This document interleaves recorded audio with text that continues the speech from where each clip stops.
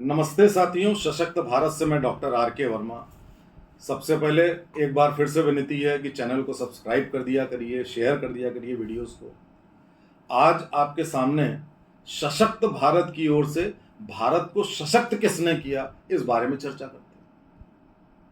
और ये चर्चा राष्ट्रीय स्वयंसेवक संघ के बगैर अधूरी है। आरएसएस, जिसका नाम सुनते ही कुछ लोगों को खुजली मचने लगती है, और इतनी खुजली मचती है कि वो आपको गालियां देना शुरू कर देते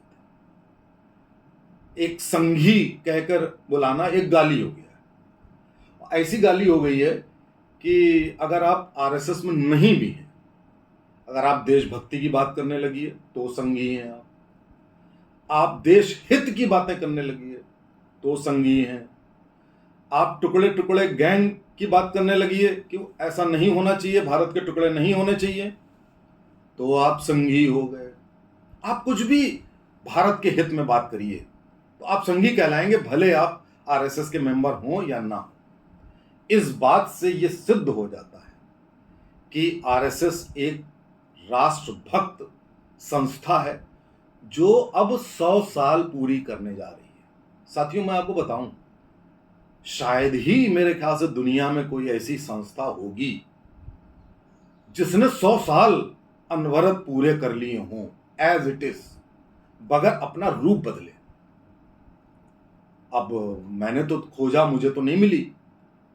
आप खोजिएगा कि कोई ऐसी प्राइवेट संस्था है। देखिए, आरएसएस एक प्राइवेट संस्था है, पेपरलेस।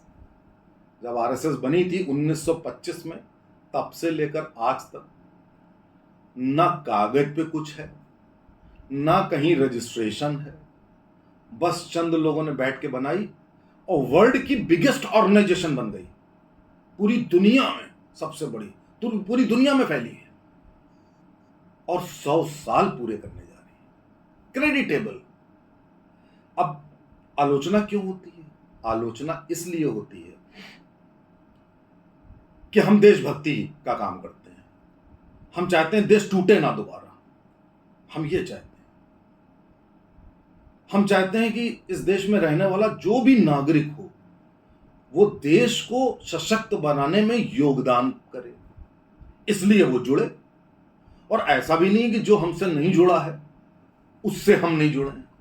हम हर उस व्यक्ति से जुड़े हैं जो व्यक्ति देश के लिए काम कर रहा है, भले वो हमारा सदस्य हो या ना हो।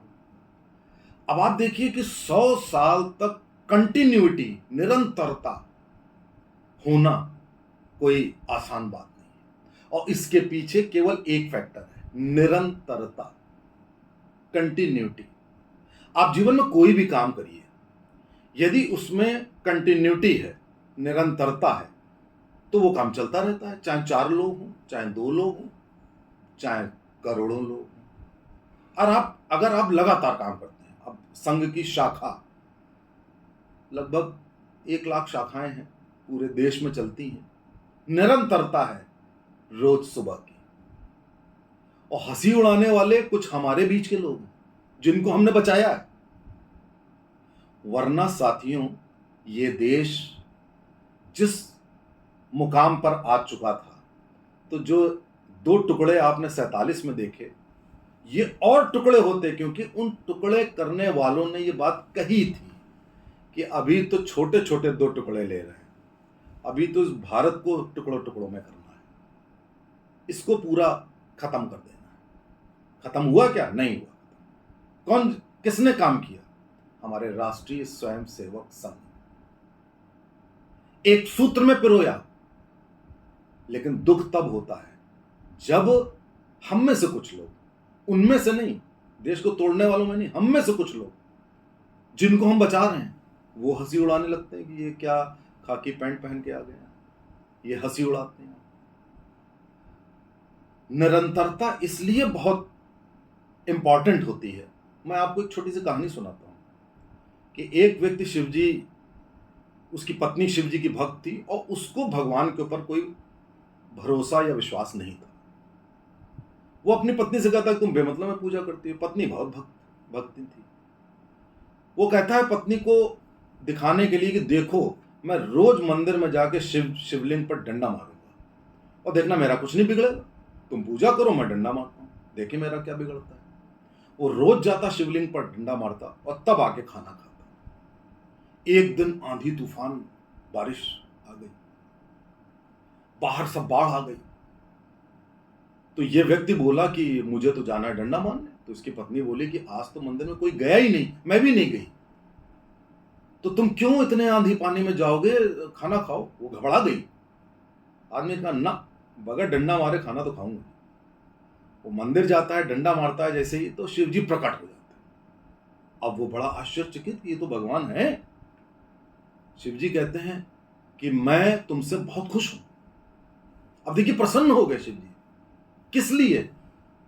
उन्होंने कहा कि तुम्हारी निरंतरता को देखकर मैं खुश हूं। भले तुमने डंडा मारा हो, लेकिन तुम मेरे पास आना नहीं भूले, तब तुमने खाना खाया। तो मेरे सबसे बड़े भक्त तो तुम हुए। साथियों, निरंतरता से प्रभु भी खुश होते हैं और आपको सफलता भी मिलती है, और आपका जो उद्देश्य है वो बरकरार रहता है। हमारे संघ ने इसको बखूबी फॉलो किया, निरंतरता। वरना देश को बचाना बहुत मुश्किल था। मैं आपको बता रहा हूं, आगाह कर रहा हूं, सावधान कर रहा हूं। आज भी आप देखिए, आज जो आप देख रहे हैं 9 साल से सरकार, वो कौन है? हमारी संघ की सरकार। संघ एक बड़े दादाजी की तरह होता है कि जैसे दादाजी का एक लड़का बीजेपी में, एक लड़का विश्व हिंदू परिषद में, एक लड़का इधर है, एक लड़का उधर है, लेकिन दादाजी तो संघ वाले हैं। ऐसे ही हमारी सरकार एक लड़का है, और हर वो राष्ट्रवादी जो राष्ट्र का हित चाहता है, चाहे वो मुस्लिम हो, चाहे वो हिंदू हो या अहिंदू हो, वो हमारा सदस्य बनेगा अगर वो राष्ट्रभक्त। तो हम धर्मांध भी नहीं अगर आप कहें तो, लेकिन ये निरंतरता है कि हम देश को एक सूत्र में पिरोएंगे। हम देश को खंडित नहीं होने देंगे। अखंड भारत का सपना है हमारा। और जो देश विरोधी ताकतें हैं, जो मतांतरण करती हैं, हमारा मत बदल नहीं है, धर्म बदल नहीं है, धर्म नहीं कहते हैं, मत बोलते हैं। ये देखिए कितना चल रहा है। आप देख रहे हैं पिछले कुछ सालों से सब एक्सपोज हो गए कि देश को दीमक की तरह खा रहे थे देश विरोधी तत्व। किसने एक्सपोज किया? हम लोगों ने, जिनको आप संघी बोलते हैं। और आज इस मुकाम पे आए हैं कि 2025 में 100 साल पूरे करने जा रहे हैं, और इस प्रतिज्ञा के साथ कि हम देश को तोड़ने नहीं देंगे, देश को एकजुट करके रहेंगे और देश की संस्कृति को अक्षुण्ण रखेंगे। हमारी संस्कृति कण कण में है, नदी पहाड़ों पेड़ों सब में है, निहित है। तो इस संस्कृति को हम नष्ट नहीं होने देंगे। जैसे आपने बाकी जगहों की 42 संस्कृतियां खत्म कर दी, हमारी संस्कृति को आप कभी नहीं खत्म कर पाएंगे। जय हिंद, जय भारत।